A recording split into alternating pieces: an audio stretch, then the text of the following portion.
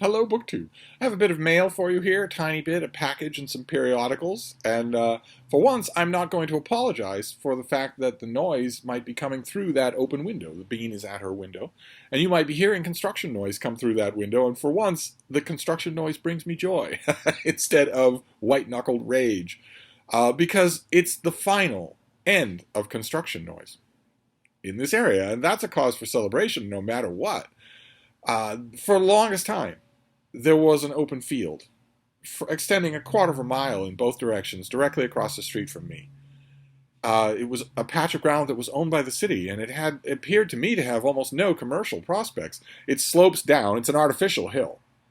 It's over conduit pipes and open spaces, so it's not very stable. And it slopes down to commuter rail train tracks where trains are running on a regular basis, and the sound and the vibrations don't come up from the embankment as far as here, but they're pretty bad down there. So I thought, who would ever want to use this property? The city will just sit on it forever. It's no big deal. And it was also very convenient for me. It was lovely because it was an island of quiet on a fairly noisy street. And also, it was convenient because it was an open field with trees and bushes and grass and wildlife of its own directly across the street. So when I had old and ailing dogs, my old girls, I could give them the feel of soil beneath their tootsies. I could give them grass that they could roll around in, uh, even though they no longer had the strength or stamina to get to those things anywhere else. It just so happened by luck that those things were right across the street. And I also had a view of the sunset over the hills, the wooded hills, and that was very, very nice. Uh, and I thought it would go on forever. I thought I wasn't pie in the sky. I just logistically thought that would go on forever. I thought this patch of ground has almost no commercial value, but I reckon without the commercial bubble, the endless commercial appetite of the United States, the city eventually sold the space to a developer that announced their plans to put up condominiums. Amazed me. Who would want to live in such condominiums? Amazed me. I had to assume that they were just being lied to about what they were like. Uh, and that meant I saw that 4 years ago, those notices 4 years ago, and I knew what I was in for.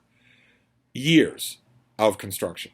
I knew that. That first, gigantic earth movers and all sorts of other gigantic pieces of equipment would come in and tear up that field, destroy those. At one point, a tree fell over, and those of you who are familiar with wild spaces will know it immediately became a biome of its own. The fallen tree immediately became a home to dozens of bird species, tons and tons of voles and mice and feral cats. It overgrew and it became a world of its own. Construction crews came in and not only got rid of all that kind of stuff, but they ripped up all of the grass, they tore up all of the bushes, they cut down all of the trees except for the ones lining the street, lining the sidewalk. Uh, so my beautiful field became an earthen pit with big machinery sitting in it on off days. That was pretty depressing, and I knew that worse was coming because then you have to prime the ground. The ground is artificial, so they had to shore it up, make it right, slope it and grade it. That took lots and lots of pounding, lots and lots of earth compacting. There were always machines in there, always gigantic, big hydraulic machines. Then you had to bring in gigantic lorries for the beams and the plumb lines and the whatnot of laying down concrete construction and then building the houses. Those crews had to come in. And the exact middle of the field is directly across from me. And that had to be kept open. A long football field span was kept open there just so that the trucks and the work crews had a place to go. You can't do all that stuff from the street. And there isn't anywhere else. The other side is a train tracks. Slopes down to embedded train tracks. So there was no way to do work on the other side of the property. You had to do it on this side, and you needed a workspace. So directly across from me was that workspace forever and ever. As first one row of condominiums went up on one side, all the way to an abandoned graveyard, and then then a row of condominiums went up on the other side, all the way to an access road. And it happened very slowly in stages. And towards the end of every stage, the money for that stage would run out before the work was done, so everything would go quiet for weeks. And then the money would come back in, and all the crews would come back. And the condos eventually went up. They were butt ugly. They looked like boxes. And as a finishing touch on their ugliness, the Housing Development Authority that did this, when they were all done, painted them poo brown and pea yellow. So they are hideous eyesores. I kind of expected that. And they blocked my sunset. I kind of expected that as well. But eventually, both wings of those condos were done, and that left only the center area that went right across the street from me, and I knew what was coming. Briefly, I thought, well, maybe they'll make that a park area for the people who live in these condos. That would be really nice. I bet the people who live in these condos would vote for that, but no, it was another condo that had to go up with a very tiny postage stamp area of little picnic tables and whatnot. So I knew that not only was the work not done, but that when it finished, it would finish directly across from me and be even worse. Now, there were upsides even to that work. As I've mentioned, I think, on this channel a few times, the construction crew absolutely fell in love with Frida, and she fell in love with them. I got so that I contoured our morning walks specifically so that she could go and scream at them and check in with them, and they would all yell out, "Oh, hi Frida, how are you doing?" and all that. There'd be a big love fest for a few minutes every morning. I don't know how to tell her that those people are leaving, because they are leaving. That's the point of this whole little homily, is that the construction noises that you might hear are the last construction noises. Those final condos are now built. They are now up. The windows are put in. The refrigerators came in. The wiring is done. The last thing that's happening this week is the landscaping. So the concrete was laid for the pathways to the front doors, the pathways to the utility box, the pathways to that little postage stamp, and all that's left is patches of dirt.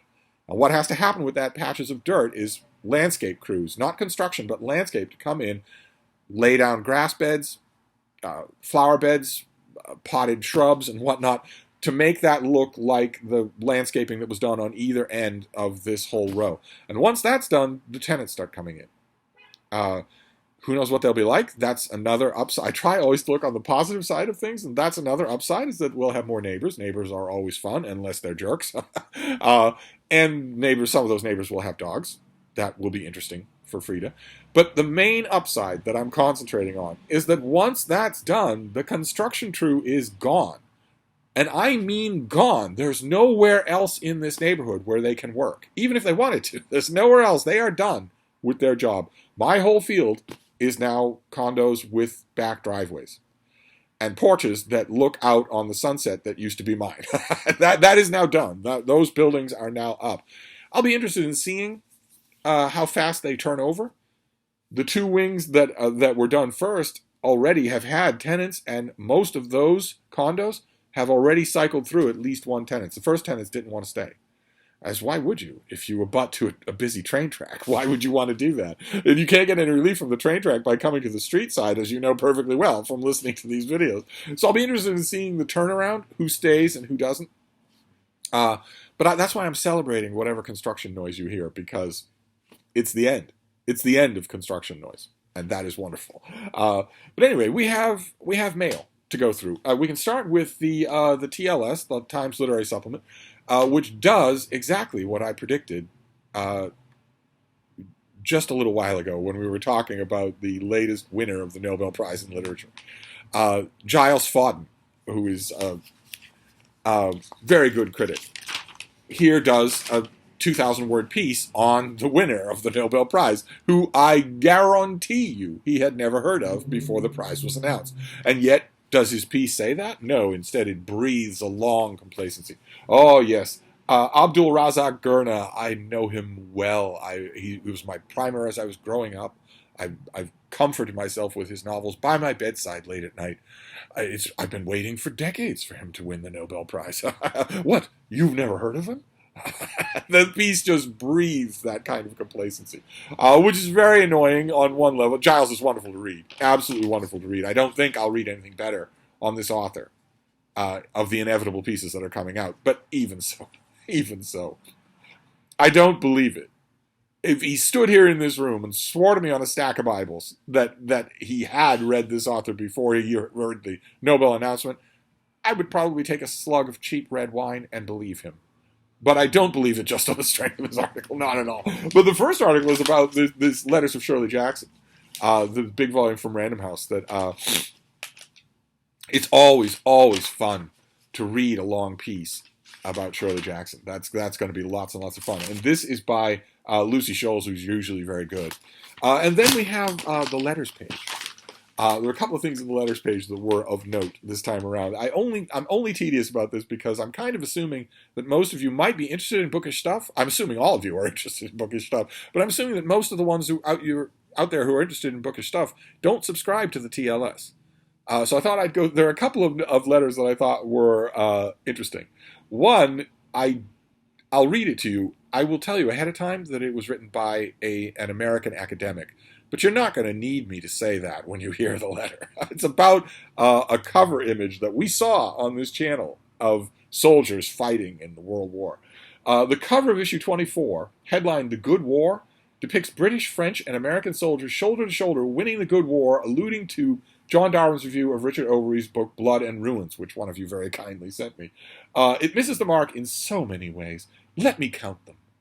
Yikes. Read the room. Not a good look. Won't age well. The author doesn't say those things, but they're implied in let me count them. Number one, the image evokes the discredited myth of universal French resistance with 3 flags, UK, France, and US. Number two, where is the Soviet red flag with hammer and sickle? Not relevant to the Nazi defeat? Number three, the soldiers with bayonets drawn appear to be engaged in hand-to-hand combat, when the victory was one of humans mastering tanks and planes, technology and industrial power. Number four, where are the women of victory? And number five, what about the colonial soldiers and combatants from allied countries? Why aren't they in this propaganda poster? Why isn't the propaganda poster cutting away to the women back in the office rolling bandages? Although a single text cannot convey the complexity and heroism of the anti-Nazi, anti-fascist coalition, it's hard to imagine one that could go so far astray as does this cover. Yet, yes, it is a propaganda poster from its own era, but why give it extended life in our own, especially on the cover? Be better. I'm hoping that this person gets pasted in a response, but I doubt that it will happen, because if, for instance, the person who pasted this person is an academic, they could get fired for writing that letter, so they probably won't. Where are the women in this propaganda poster about soldiers fighting hand-to-hand combat in the trenches of World War II? Also, the next letter is from England, and it's a touchy little thing. Timothy Larson writes that when he saw the index of his Oxford Handbook of Christmas included Joseph, father of Jesus, he knew he had to step in. The handbook, Professor Larson tells us, went to press with the entry changed to Joseph, husband of Mary. I can only assume he is telling us that God, and not Joseph, was Jesus' father, as though it were an incontrovertible fact. Something like 30% of the world's population, at most, is Christian, and not even all those people believe that Jesus was literally the Son of God. I hope Professor Larson won't be offended, therefore, if I point out that, quote, the things that you're liable to read in the Bible ain't necessarily so. So I guess that might have a claim to coming from the unbelievably woke Marxist American Academy. It might be, you might be able to say that also comes from that same mind frame, but how utterly ridiculous. How utterly ridiculous. First of all, I'm not 100% sure the numbers are correct there. What was it again? 30% of the world's population at most is Christian. I would say 30% of the world's population at least is Christian. And what did the author say? Not even all of those people believe that Jesus was literally the Son of God. Show me a Christian who doesn't believe that. And also, the author is not saying that it's a matter of incontrovertible fact, right? We're not doing a DNA test here. We're saying that Joseph, the husband of Mary, is not the character who is well known to, what was it? The Oxford Handbook of Christmas. The Oxford Handbook of Christmas is, of course, going to designate Joseph as the father of Jesus, right? I'm sure that the person who wrote this letter has stood in awe of his community's nativity crèche at Christmas time. He's not. I hope that he's not standing there in the town square demanding paternity papers. Anyway, the next is The Nation.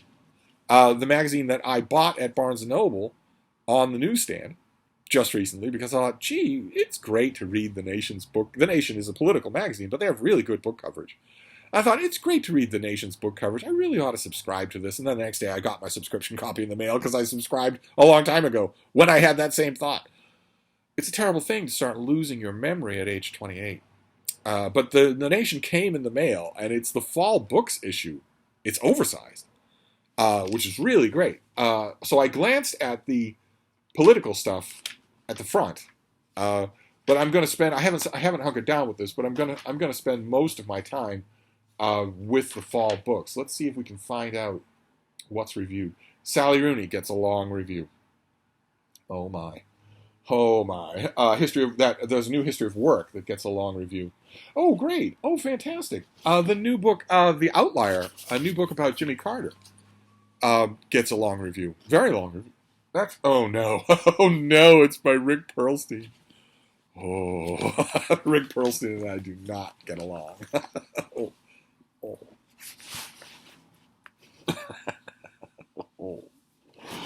Oh. The baby's had enough of you. She has descended from her perch. She's now curled against me. She's been curling against me a lot more in the last few months. Ostentatiously going out of her way. Ordinarily, she's such a tomboy. She's so independent that she will only curl and cuddle with me when she's really sleepy. When she's been asleep for a good solid 2 hours, then I know. She's a very affectionate dog. Anyone if you ever visited here will know that. But she's kind of independent. She's kind of fussy. And when she's sound asleep, that's when her doggy instinct takes over and she starts to cuddle and canoodle. But I've noticed that recently she's been doing that wide awake and a lot more often. The first time I noticed it was a few weeks ago, and I actually sort of quizzed her, are you feeling okay? Which is kind of weird, but she's just not that kind of dog. That's all. I have had dogs who were incredibly touchy-feely, who had to be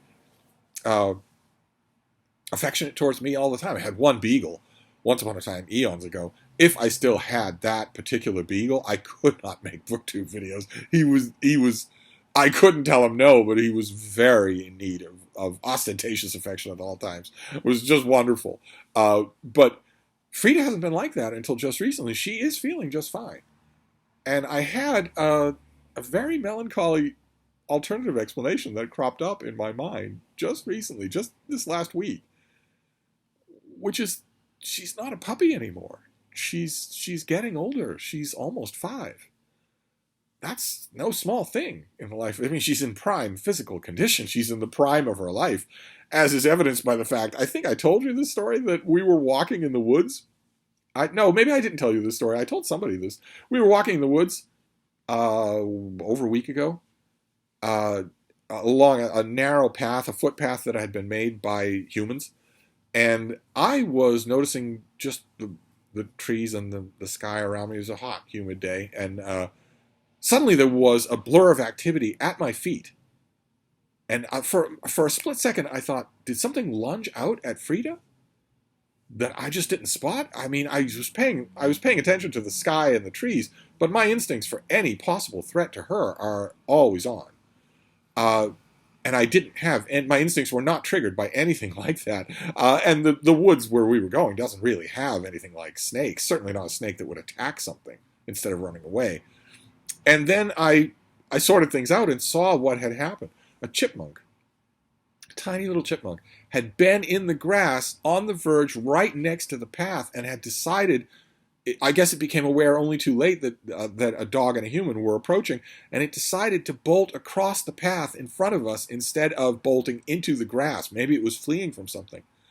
And Frida had it dead before I even knew what was happening. Literally, before I knew what was happening. I was still concentrating on the trees. I looked down, and she's banging this dead chipmunk body against the gravel, against the dirt. And she doesn't eat the things that she kills. She just demonstrably kills them. And I felt terrible about it. There was a bad mistake on the part of the chipmunk. I know for sure that Frida goes into autopilot. When something the size of a mouse moves anywhere around her, she goes into autopilot and becomes the fastest moving creature I've ever seen. And she's completely deadly. Just completely deadly. The only time I've ever seen her not do this was there was a kerfuffle once when we were up at the old house in Vermont, where there was a mouse, and the cats knew it and had cornered it in one part of one of the rooms. And Frida never saw the thing. She never saw the mouse move. I think if she had, her instincts would have just taken over. Instead, she just saw that the cats weren't hunting her for once. They were hunting something else. And I sort of got her out of harm's way so that the cats could do their business. But that's the only time. Anything, and if she'd seen the mouse, that would have been different. But this was mouse-like movement darting directly in front of her. There was no way she could control herself. So she killed the thing. And this was a week after she surprised a squirrel in roughly the same part of the woods and would have killed it, even though it was about her size, except it was too fast. It got up a tree, and she got a chunk out of its tail. Fur, only. And that was it. And that made me think, once again, for like the millionth time in my life, because I've had beagles go after squirrels a lot, that made me think for the millionth time in my life that is got to be why a squirrel's tail is so big, and that the squirrel's tail is as big as the squirrel's body, to cut down by 50% the chance that the bite will hit the body. That has to be the reason. So I'm sure I'm going to see the squirrel again in that part of the woods that has a big notch out of his tail. But there was no hope for this chipmunk. It was dead. But aside from that, I'm thinking that maybe this cuddling is that Frida is just getting a little older. And maybe a tiny bit more sedate. I certainly don't equate sedate with this particular dog, but it's bound to happen.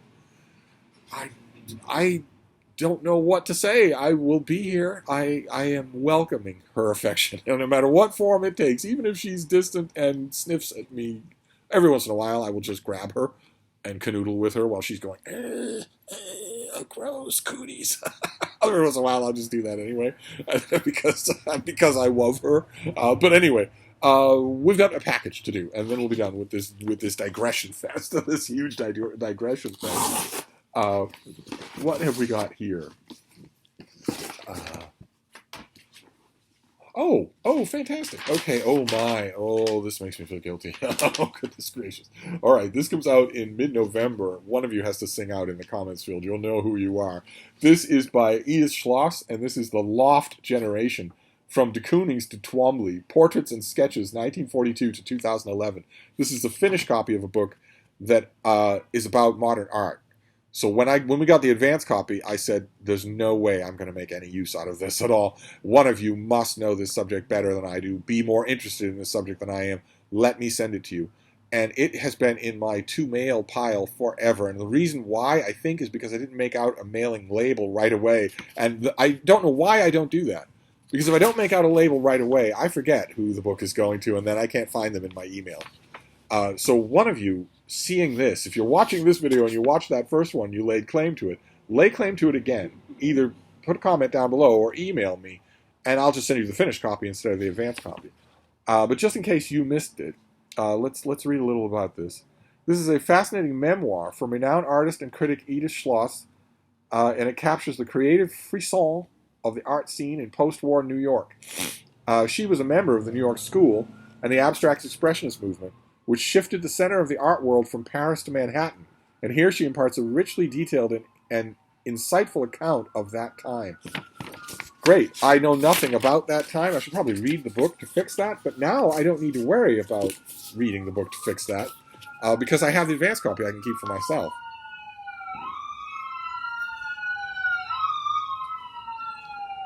I want to stress again, there is no emergency. In case the more compassionate among you are worried that there's an emergency when you hear an ambulance, the ambulance driver simply does not want to wait at the traffic light. Is it illegal for you to run your emergency siren simply to get through a traffic light? Yes, it is illegal by the laws of Massachusetts, the Commonwealth of Massachusetts.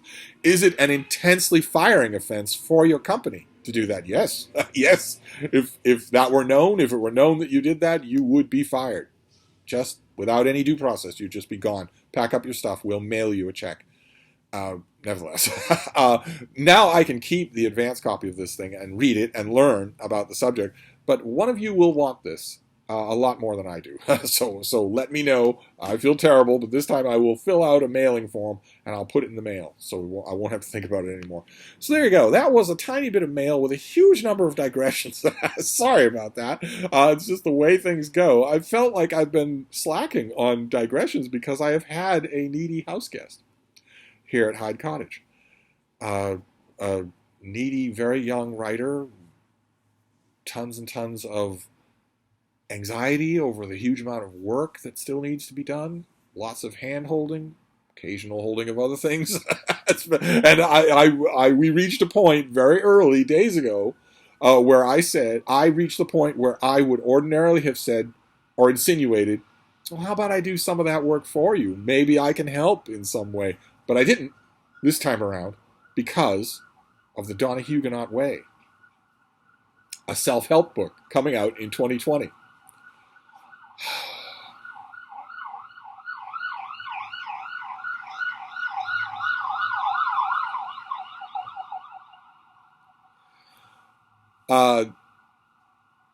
That book is what I'm working on. That and NaNoWriMo. I'm not working on anybody else's book. I'm working on that and NaNoWriMo. And that book, The Donoghue Way, is going to make me a squintillionaire and finally give me the freedom to quit my grinding 9 to 9 job at the box factory. I once thought my Patreon would do that. That hasn't worked out. Now has it? You people, I swear. You're perfectly happy to call in credit at the Brattle, but Patreon? No. If every one of you donated $1 a month, I could quit the box factory tomorrow. But never say die. Since that didn't work, I am going to make myself a self-help guru and make a squintillion dollars by writing the Donoghue Way. $5 a copy at an ebook store near you in 2022. Not just reading, not just writing, not just dog-related stuff, but beautiful life advice on everything. You're going to love it. It's going to change your life. It's going to mean to change your life. Anyway, I'm gonna wrap this up. I just meant to say that guest was reassured, stuffed with food, stuffed with wine, and is now gone. That guest was a harbinger of doom because, believe it or not, despite the fact that all I do all day is read and write on my fainting couch with my little dog, I am battening the hatches for a veritable barrage of guests here at Hyde Cottage. We'll see how much of that I get to share with you. I'm hoping that I get to share a lot, but as some of you will know, especially the booktubers out there will know, some people who don't make videos are weird about appearing on video. Once you sort of break through that barrier, you're perfectly natural at it. But if you have never done it, sometimes you're weird doing it. So we'll see. But that harbinger of doom is gone. So I am now free to go back to my normal routines, which I guess includes long, rambly videos. So I'm going to wrap this up, but I'll be back. Thank you, BookTube.